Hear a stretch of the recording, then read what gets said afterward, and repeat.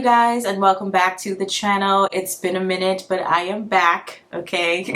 We're here to talk about 90 Day Fiancé, and not just any spin-off. I'm going to be giving an update on 90 Day Fiancé Happily Ever After. And these couples, obviously with like one or two of them, there's nothing really much to talk about. But with the others, I feel like the drama is just intensifying. I'm trying to figure out when everything is just going to like implode. Now, do stay tuned. I am going to be doing a recap of 90 Day Fiancé Love in Paradise, I think it's called. It's been interesting. The first couple of episodes that I've watched, yeah, we're gonna need to talk about that, okay? And also there's 90 Day Fiancé UK that just came out with a couple of episodes, I think, as well. I think the channel that I usually watch for updates on these things is My Thoughts. I love her commentary on these 90 Day Fiancé episodes. She definitely does a really good job of recapping everything that transpired. But let's just hop right into it. I'm gonna go couple by couple. Now, if you guys are interested, I did another part in terms of the first set of episodes of Happily Ever After. If you guys want to check out that recap, I'll link it in the corner here. But let's get right into this. So let's start off with Gino and Jasmine, probably one of our more explosive couples. We have been seeing them go through a lot more problems as of recent. Jasmine and Gino, they go to Miami for Jasmine's birthday, which I find really ironic because leading up to this, you guys would have probably seen a lot of back and forth between them two with regards to Gino hiring a lawyer to make sure everything is okay with the paperwork and filing to get Jasmine's kids over to the US from Panama. And also we have seen them kind of butt heads with regards to finances. But I think that's really wild that Gino still has not gone back to work yet, number one. And number two, since he's always complaining about money and not having the money to do certain things like get a lawyer, I find it interesting that they're going to Miami. They're going on a birthday trip to Miami from Michigan, which I'm sure costs several hundreds of dollars, probably in the thousands, because they have to get transportation, an Airbnb, pay for food while they're there, all this stuff.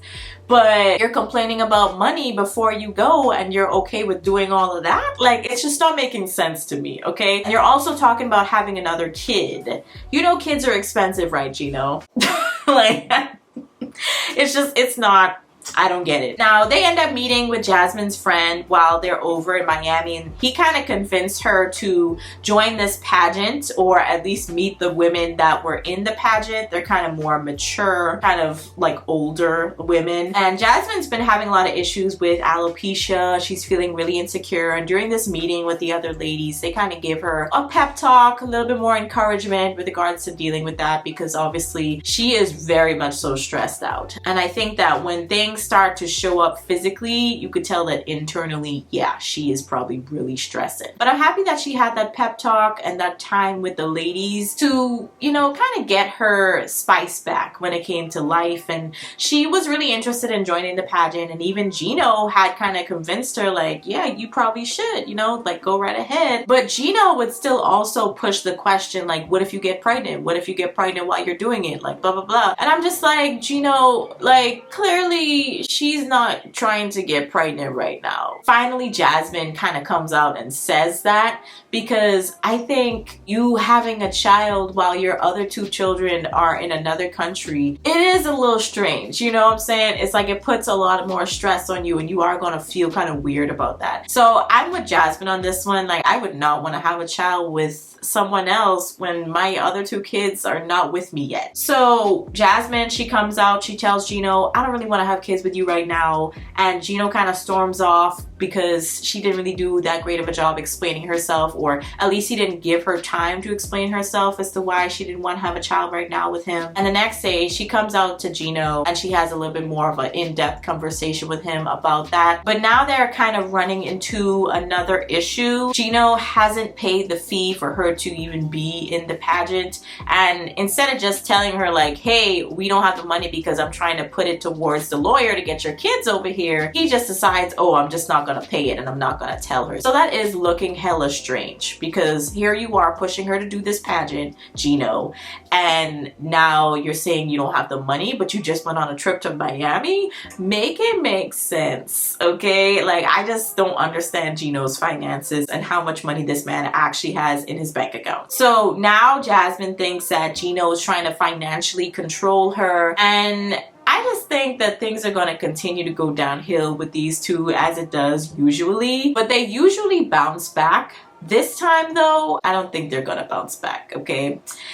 Yeah, now we have Manuel and Ashley. So they're still in New York and they visit Manuel's uncle, and Ashley tries to explain to him her beliefs and whatnot, and how she's not really like all that religious in a sense. She's more so on the spiritual side, and his uncle was having such a time trying to like wrap his brain around what she was saying, because at the end he was just like, listen, I don't care about all that stuff. You my new niece, like this is what I believe. I don't know what you believe, but you know, we good. Ashley ends up running into some more issues surrounding Manuel, not really communicating with her about where he's going. He decides he wants to go to breakfast or something with his friend and doesn't tell Ashley, doesn't text her anything.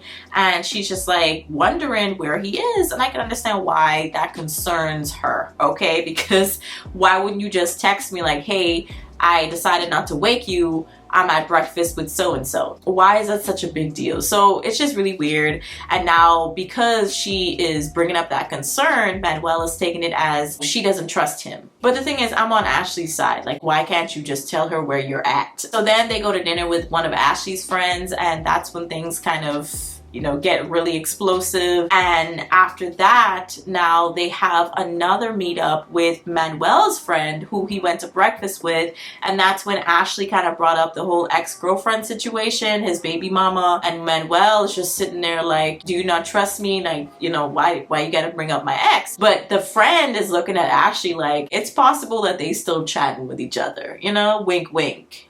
Right. It's just the secretiveness that's definitely becoming a bigger problem. It was a problem before they got married, but it's an even bigger problem now. So I just don't know how they're going to get over that hurdle. Manuel is just stuck in his ways and he doesn't see a problem with it. And I just think it's baffling that Ashley even marry this man, because you know, she's still out here dishing out money because he doesn't have a job yet, but he refuses to tell her where the money is even going. And you're also possibly still talking to your ex-girlfriend slash baby mama, not just because of the kids. You're talking in a romantic sense. Like, it's weird to me and it's strange to Ashley, and I totally get it. Rob and Sophie, Lord. So Sophie has moved back into their home, okay, that she shares with Rob, and they were doing okay for a bit, and then they decided to go to couples therapy. And we learned that Sophie feels insecure about Rob's interest in fitness models, I guess, like Instagram models, I guess women that are a little bit more on the muscly fit side. And Sophie kind of compares herself to them, basically saying, I don't look like that, so I feel kind of insecure. And she just kind of tells him like, hey, I need validation from you that you are really attracted to me, like I'm still the one that you want. And Rob kind of takes offense to that. It seems like they were kind of insinuating that maybe he liked maybe men even. And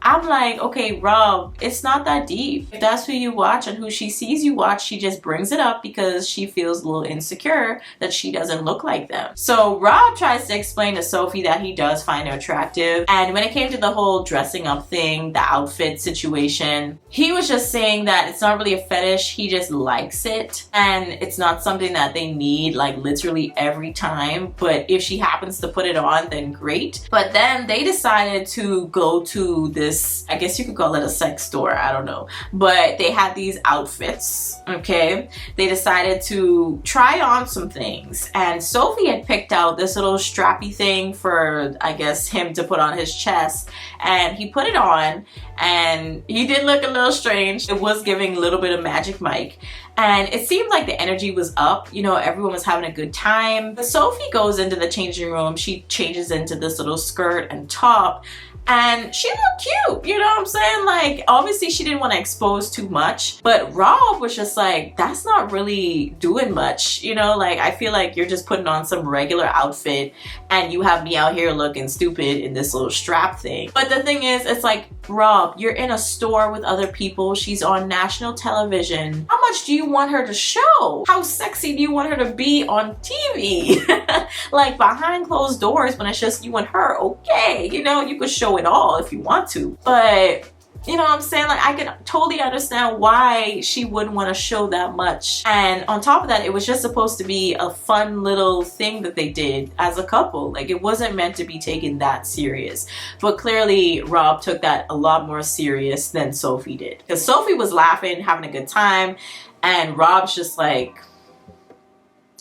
you had me out here looking stupid. You know what I'm saying? Like, it was not that deep. It just ruined the whole mood, spoiled the whole day. It just goes downhill from there. Now, they end up leaving the store. They have their little argument in the car. And when they get back to the house, I feel like Rob just wasn't understanding. He feels as though she just likes to make problems where there aren't any. But I'm just like, clearly you guys have a lot of problems that you just are blind to. I'm watching your relationship play out on TV. Obviously, yes, I'm missing some context because we're not going to be watching them 24/7. But the parts that you do see, it is looking very questionable. But he's such a sourpuss and so deep in his own feelings that he can't see that Sophie loves him. But it's like, you are going to have to change your ways. He just sees nothing wrong with how he acts, how he reacts to things, what he says to her, how he treats her. She literally had to say in one episode, just be nice.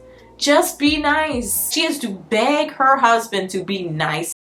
It's just so sad, so sad. And you could see that Sophie is just reaching that boiling point. And what gets me even is that in these future episodes, I'll probably talk about it obviously more in my other recap that I'll probably do in a couple weeks. Rob's friends are definitely gassing him up to make him believe that she's just here for a green card and she's using him. It seems as though she's just trying to buy time so that she could get her green card and now they don't have to be together. But I'm just like, sir, like, clearly that is not the case. Like, you could look at that relationship and see that is not the case. But anyways, that is it on Rob and Sophie. We're gonna move on to Kobe and Emily now. So now Kobe and Emily are planning a traditional Cameroonian wedding, and Emily tries to cook a traditional Cameroonian meal for Kobe's family, and I think it's a nice gesture. They obviously enjoyed it. I think it was his mom that came out and said, you did a really good job, and she was just like, oh my gosh, thank you. So it was a nice little get together, right? Now there's a big issue with the dowry list that Emily's parents basically have to write down and hand over to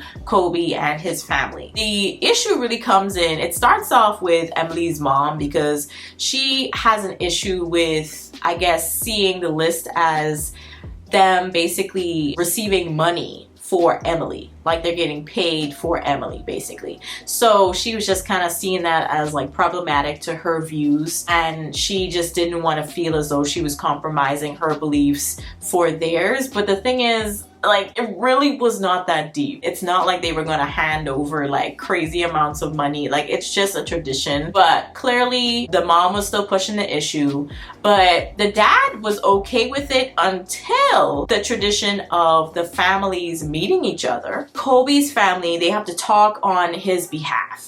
So I think it was his cousin that came out and he did most of the talking. He brings up the idea of Emily being property. She's now Kobe's property, and that's where the dad took an issue. The dad was okay with doing everything that they wanted, making the list, all that good stuff, but then when you start talking about his daughter as being property, I was like, oh no.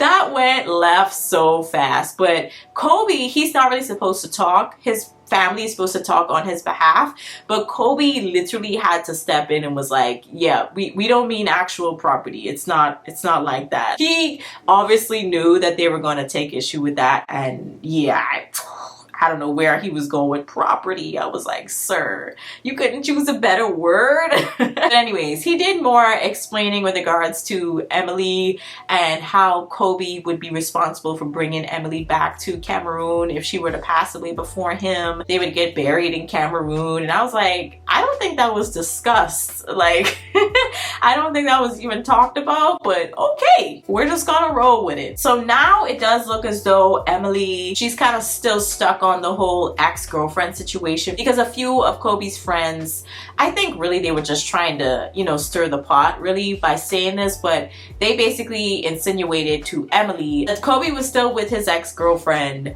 while he was in China and hooking up with Emily, got Emily pregnant, and even proposed to her while he was still with this ex-girlfriend back in Cameroon. So Emily's just stuck on meeting this ex and hearing her side of the story. And they're meeting up at this beach, and it just looks so awkward. And it kind of cuts off right there. You don't see the ex-girlfriend yet, but I am really worried as to what this could possibly do to their relationship, because it's like, girl, why do you care? He's with you now. Like, why do you care? She's just like, oh, well, if he lied to me, I want to know. I'm like, why do you need to know the details? You have him. He is yours. He's not cheating on you, it seems. So why does it matter? Clearly, his friends are just trying to start some ish when you know you guys are good. Ed and Liz. So Ed and Liz are no longer having a wedding coming up. I think I mentioned this in the other video, but Ed decides to break off the engagement, cancels the wedding, doesn't even tell Liz. She has to find out from the actual person who had to cancel everything, like the planner and whatnot. He had to literally call Liz and be like, I am so sorry to hear that your wedding is off. And Liz just like, what do you mean the wedding's off? So that was really wild that Ed didn't even have the decency to talk to her about it first before actually going ahead and doing that. But doesn't surprise me because it's Ed. So Ed decides to have a face-to-face finally with Liz, but it was at a bar. And I just think that that was just such a terrible location. Even Liz said that that is a terrible location to have a conversation like that. So they finally find a better location. They meet up, and Liz starts crying because she still wants to be with Ed, and I'm not even sure why, because there have been so many red flags, and you guys have been engaged, not engaged, engaged again, done counseling. Like, at this point, it's time to just end this relationship. Like, honestly. But Ed just comes right out and says, you know, he admits to being a mean person. He admits to not treating Liz right. And I just think it's in such an unapologetic way. Like, he does not really feel sorry about anything. He just admits to being that way. And I think that's really interesting. Now, Liz has to pack up her life yet again. She has to move again. She has nowhere to live right now, nowhere to stay. And thankfully, her child doesn't stay with her. She was only there for the summer. So she is just embarrassed right now because she's back in the same situation all over again, except this time she doesn't have anything. She doesn't have a house to go back to, a job to go back to. She now has to rebuild herself yet again. But I did hear some things with regards to how she's doing after the show, but I'll probably share that in another video, obviously. Nicole and Mahmoud, or Nicole and Moody, as I like to call him. So after their big argument that Nicole's friends were unfortunately present for, Moody leaves the apartment with her credit card and uses it to stay at a hotel for the night. The next day they talk, but Nicole really has no chill in that moment at all. She just tells Moody that he's caused her problems ever since he landed in the US, but the man had literally only been there for a couple of days. I don't even think it had been a full week yet where all this had transpired. But Moody comes back to Nicole's place and they decide to sleep in different beds, trying to make things work, but their issues were just too big and it just wasn't working. So eventually Moody just tells Nicole like, hey, I want a divorce, but for realsies this time, because he always likes to say it when they're having arguments, but it's never really something that he means. But you could see on his face this time, he's so serious. Like, I really don't want to do this anymore with you. I'm done. He leaves with one of his friends. He's hoping that he could stay with them for a bit until he could find a flight back to Egypt. And Nicole, she's seen crying, she's sobbing, but I just don't think they could ever be happy with each other. They're just too different. They want two different things. I just don't think it was going to work anyway. So it looks as though they're done, at least for the time being, but we're just gonna move on to Alexi and Lauren. Now, nothing much has been going on really, except Lauren kind of recovering from her mommy makeover, and she's seeming to have a really tough time recovering. And Alexi, I think, kind of realizes that it's a little more work than when she had her C-sections with their kids. And I think obviously she still really was happy that she did this makeover. Good on her. She doesn't have any regrets. But at the same time, I was just really concerned as to how Alexi was going to handle everything that she would usually do while she was recovering from these surgeries. That's pretty much the only update. But it looks as though things get really interesting when Lauren does return home officially. I think think this is maybe like several weeks into her recovery period, but we'll talk about that later. Now, Patrick and Thais, they're now in Brazil. They meet up with Thais's dad. He finally gets to meet his granddaughter, Alexi, and it's also Thais's birthday. And her dad starts talking to Patrick, and the mood kind of really quickly changes. And you could tell he doesn't really care for Patrick, never really has, but he just kind of knows he has to deal with him because he's now married to his daughter. So Thais was expecting Patrick in that moment to ask her dad for his blessing, but it was literally the first time that they'd even seen this man in person since like 2 years ago. So I was just thinking, just give him some time, he would get there, right? So I was definitely with Patrick on this one. I wanted him to definitely wait for a better time. So Thais and Patrick, they argue about that for a bit, and he drops her off with the baby at their apartment so that he can meet up with John, who just landed also in Brazil. And now we find out that he also did not tell Thais that John was going to be staying with them in the apartment while they were on vacation there. So that's a whole other situation. But now they're in the midst of trying to plan a birthday party for Alexi. They're trying to find a venue, and it looks as though they're trying to use the ranch that Patrick's dad owns with his stepmom. And I don't think that's going to be going down too well either. So yeah, I'm gonna leave that right there. Now, lastly, we have Michael and Angela. Now, I thought after the whole thing with Michael running away from Angela that they weren't going to be on the show anymore, but they are. They do have a couple of episodes. They show up, but Angela is now back in Nigeria with Michael, and she had intentions of attending his visa interview at the embassy. Now, apparently he had been denied a few times before, so Angela was understandably very nervous about the whole situation. Now, the night before his interview, they get into a fight about Michael putting an argument that they had via text a little while back into the packet that he was carrying with him to show to the interviewer as proof of their relationship.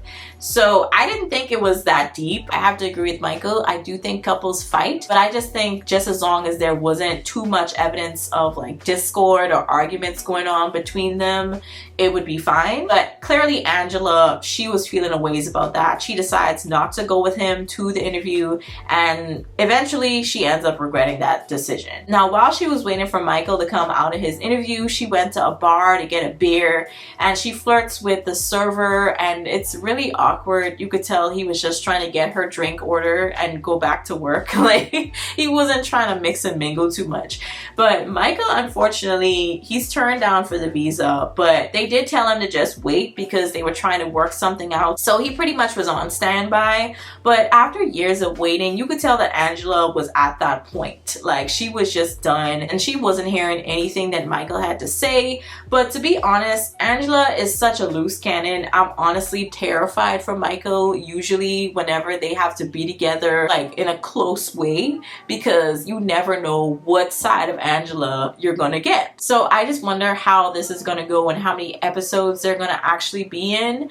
But it seems as though Angela is at her wit's end at this point.